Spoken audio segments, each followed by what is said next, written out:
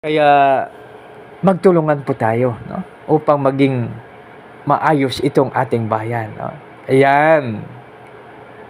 Nangingilabot din bansa't kaharian. Sa tining ng Diyos, lupay mapaparang. Lupay napaparang.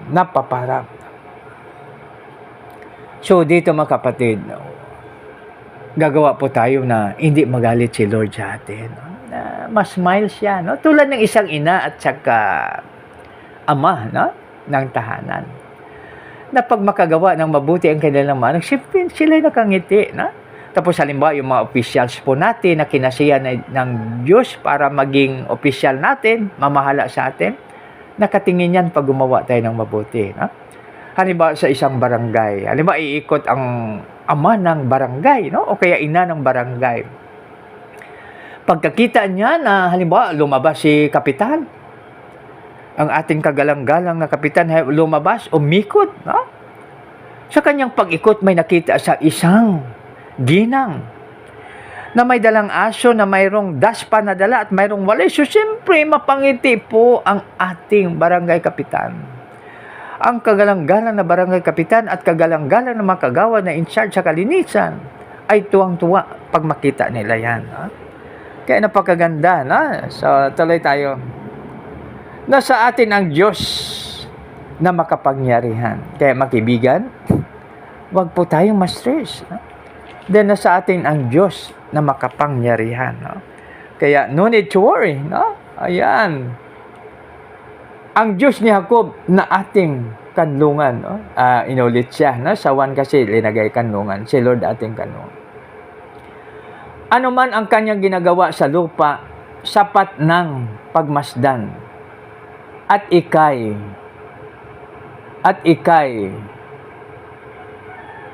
habangal. At ikaw ay hahanga pala.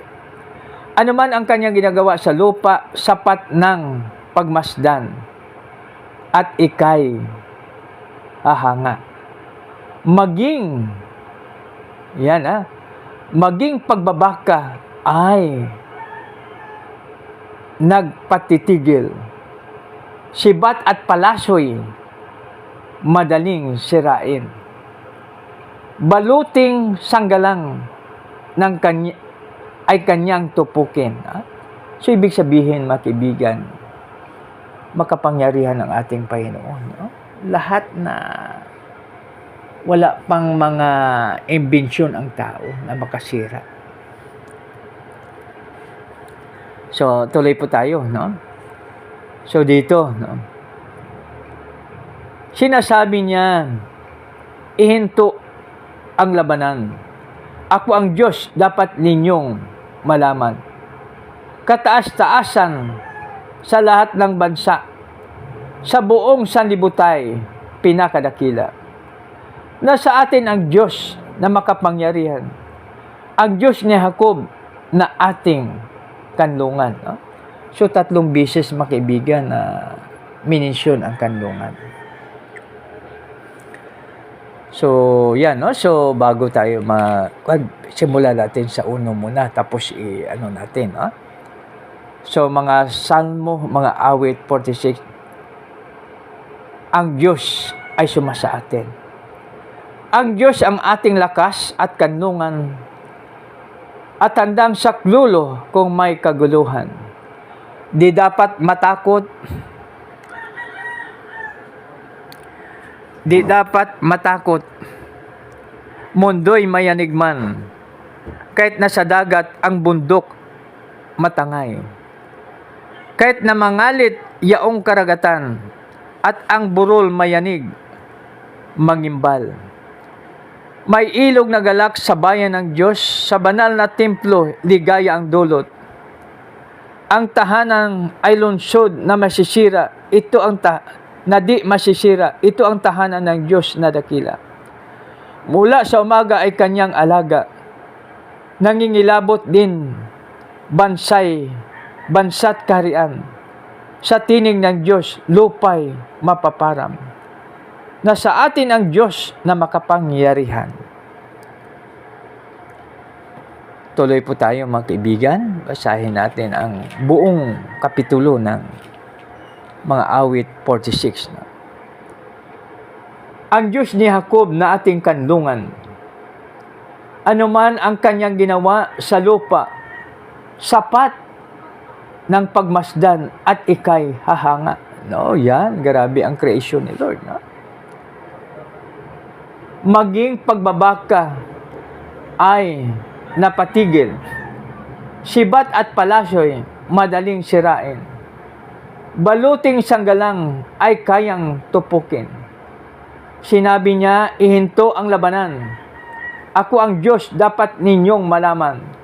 Kataas-taasan sa lahat ng bansa, sa buong sanibutay, pinakadakila. Nasa atin ang Diyos na makapangyarihan, ang Diyos ni Jacob na ating kanlungan. Yan. Dito mga kaibigan, anuman ang kanyang ginawa sa lupa, sapat ng pagmasdan at ikay hahanga. No? So, dito halimbawa sa ating bansa mga kaibigan, no? May mga falls tayo. No? Mayroong mga Maria Cristina Falls o ano pang mga falls, Tinago Falls, no? Sa Iligan, tapos yung marami pang falls sa Iligan. Tapos halimbawa itong Banban Falls, no? Mayroon din 7 falls.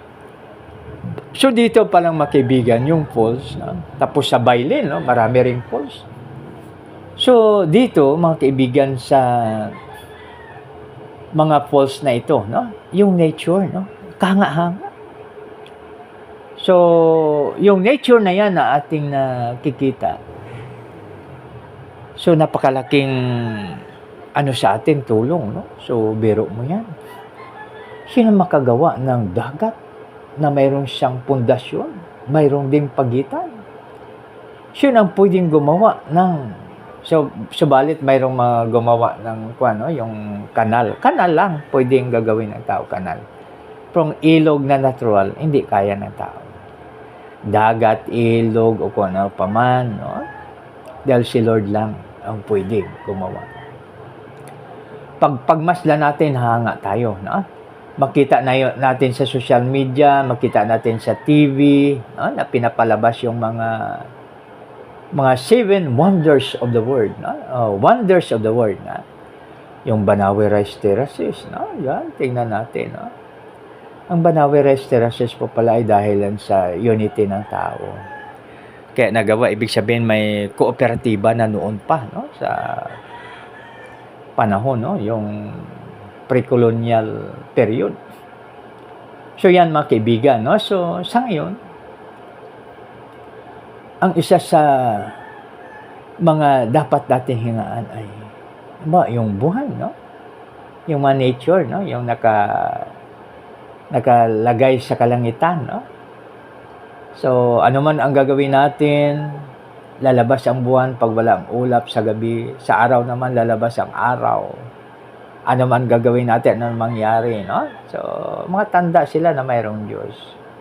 Sila ay mga ebidensya na mayroon tayong Panginoon. No? So, kaya napakasaya natin. No? Naisipin natin yan na napakapalad po natin mga kaibigan dahil nilalang ni Lord ang lahat nating mga needs, no? Lahat na nating pangailangan nilalang niya. Bago niya tayo lalangin. So, biro mo yan, no? So, we were created, no? But before we were created, God created everything that we need for us to enjoy and for us to manage, no? Kaya napakapalad po natin, no? Na tayo ang binigyan ng karapatan ng ating God Almighty, na tayo po ang siyang mamahala sa kanyang creation, no?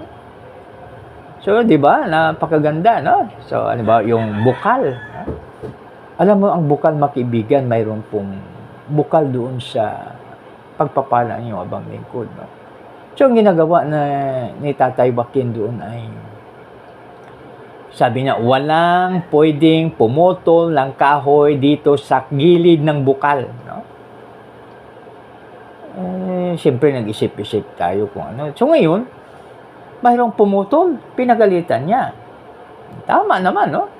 Dahil yung aking tito, Yung bukal doon sa kanila, yung parang pinutol niya yung makahoy doon. Alam mo ba, huminto ang bukal. So, ang parusa ay lumayo yung source of water, no? Kaya makibigan nyo, pag halimbawa mayroong mga bukal, no? So, talagang taniman natin yan ng maraming kahoy, taniman po natin ng maraming puno upang ang bukal ay ma-maintain, no? So, dahil napakahirap ang source of water, no? Kaya yung Lamisa Dam, di ba? Tingnan nyo ang Lamisa Dam, may mga puno, no? Yung ano pang mga dams natin, no? Ang Buklaw Dams, o kung ano pang mga dams, no? So, yan, no? Kaya malaking tulong, no? Alam nyo ba yung acacia tree, na? Drum daw na tubig ang mahold ng kanyang mga kaugatan o kanyang mga gamot, no? Kanyang mga roots, no? So, yan, no? So, grabe. Kaya, grabe ang creation ng ating Panginoon, mga kaibigan, no? Example ko ulit si Atty. Para, no? Yung nag-ikot po siya at ang yung abang lingkod doon sa Mount Makiling, sabi niya, those are the evidences, no? That there is God, no? Sabi niya. Yan ang sabi niya, no? So, ebidensya yan na mayroon tayong Panginoon na siyang tutulong sa bawat isa sa atin. Mga kaibigan, alalahanin po natin ng ating Panginoon ang ating kuha na natin, mga kaibigan, i-review natin, no? Ang ating Panginoon ay siyang ating lakas. Oh, wow, grabe. Siya ang lakas natin. Oh. Ang lakas natin, ang ating Panginoon. Oh, napakabuti yung ating Panginoon. So, maganda, no? Pag tayo ay pag-ating naalaala. No? Siya ang ating lakas, no? Na kailangan natin. Na kailangan natin na ating malaman, no? Ng ating Panginoon ay ang source ng ating lakas. So, di ba, no? Napakaganda, no? Pag si Lord ay ating lakas, no? Siya ang source ng ating lakas, no? Napakaganda, no? Pag siyang ating lakas. Napakaganda, no? Pag siyang ating lakas. Bakit hindi po mauubos? Ang ating lakas ay nauubos, ibig sabihin na kailangan natin ma-recharge tulad ng cellphone. Subalit, pag hindi na tayo kaya, pag hindi na natin kaya, tatawag tayo kay Lord, Lord, tulungan mo po ako. Bigyan mo po ako ng lakas, strength, wisdom, knowledge, and understanding. At dito pa, sabi niya, no? Siya ang ating kanlungan. Wow, no? Lakas, kanlungan, at so, biro mo yan, no? Siyang ating lakas, siyang ating kanlungan, at handang saklolo sa oras ng kagipitan, no? Kaya napakaganda, makibigan, pag tayo ay nasa ating Panginoon. Kaya sa muli, aking uulitin po, makibigan, na dapat i-maintain natin po ang pinakamagandang relasyon sa ating Panginoon. Seek ye first the kingdom of God and His righteousness, and all these things shall be added unto you. No? Napakaganda pag tayo ay sa ating Panginoon, dahil pag tayo sa ating Panginoon, isang pagpapala po sa bawat isa sa atin. So, dahil siyang ating lakas, siyang ating kanlungan, at handang saklolo sa oras ng kagipitan. No? So, yan. No? So, mapalad po tayo na tayo ay nakakita ng napakagandang creation ng ating Panginoon. Pagising natin sa umaga, paglabas natin ng bahay, makikita natin. O kung mayroon tayong terrace, pag sa bintana, makikita natin ang creation ni Lord. Paggabi, makikita natin ang buwan, pag walang ulap. Pag araw, makikita natin ang sinaw ng araw. Na napakaganda ang benepisyo sa bawat isa sa atin, nagbibigay sa atin ng vitamin D, no? Di ba? So, kaya ang iba nagpapainit, no? Mayroong tinatawag ng iba, nagsa-sunbathing pa, no? So, dahil sa napakaganda, no? Napakaganda po ang tinatawag natin na mga pagpapala ni Lord sa atin, no? Kaya mga kaibigan, dahil ilang araw na lang, Christmas na, kaya huwag natin kalimutan ang ating irigalo sa ating kapwa. Kung wala man tayong irigalong pera, wala tayong irigalo na items o kung ano pa man, mga bagay-bagay, ang irigalo po natin mga kaibigan. Ang ating gagawin ay mabuti ang ating gagawin upang ang ating kapitbahay o kung sino man mamit natin ay magiging masaya, no? Magiging masaya siya, no? Joy ang irigalo natin sa ating kapwa. So pag iregaluhan natin ng joy ang ating kapwa, siyempre mapangiti po tayo, no? At of course, no? Charity begins at home. Simulan natin sa tahanan. Pag nasimulan po natin sa tahanan, siyempre of course, pupunta tayo sa ating makapitbahay, sa ating community, at wherever we are, sa workplace, sa sasakyan, na sumasakay tayo sa mga public utility vehicles. No? So saan man tayo, no? We will do our best ng ating regalo ay ang ating regalo mga kaibigan ay ang mapangiti natin ang ating kapwa. At pag ngumiti ang ating kapwa dahil sa kabutihan nating nagawa, nakatanim tayo ng kagalakan sa ating kapwa at ang ating aanihin, mga kaibigan, ay tinatawag rin na kagalakan. Kaya napakabuti at napakadakila ang ating Panginoon. Tayo na po ay manalangin. Panginoon, marami siyang salamat po sa iyong salita. Maraming salamat, Lord, na ikaw ang aming lakas, ikaw ang aming kanlungan, ikaw ang aming handang saklulo sa oras ng pangailangan. Lord, marami pong salamat sa iyong pangako at aming inaangkin sa pangalan ni Jesus. Lord, gamitin mo po kami sa makapangyarang paraan para sa iyong kaharian, para sa iyong ubasan, para sa iyong kaluwalhatian, O Lord. Sa aming dakilang Ama, ang Diyos ni Abraham, Isaac at Jacob, dinadalain po namin ito sa matamis na pangalan ni iyong anak na si Jesus na aming Panginoon at Tagapagligtas. Lahat po magsabi ng Amen and Amen. Sa muli, isang maganda, mapagpala, mapagbiyaya at pagka-Diyos po na maga sa bawat isa. God bless us all.